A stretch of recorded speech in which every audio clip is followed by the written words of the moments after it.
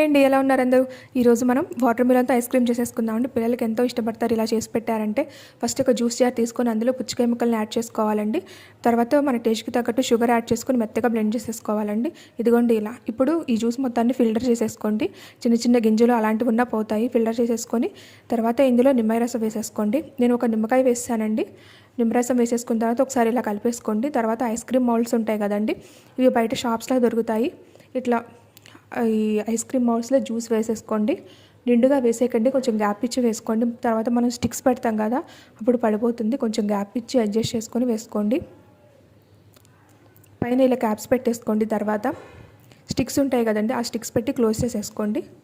వీటిల్ని ఒక 8 అవర్స్ పాటు డీప్ ఫ్రీజ్లో పెట్టుకోండి. నేను నైట్ చేశానండి, ఎర్లీ మార్నింగ్ కల్లా ఇవి రెడీ అయిపోతాయి. ఇదిగోండి, మార్నింగ్ చూసేసరికి ఒక నిమిషం వాటర్లో యాడ్ చేసుకోండి. ఇవన్నీ వాటర్లో వేసేయండి. తర్వాత మన water melon ice cream ready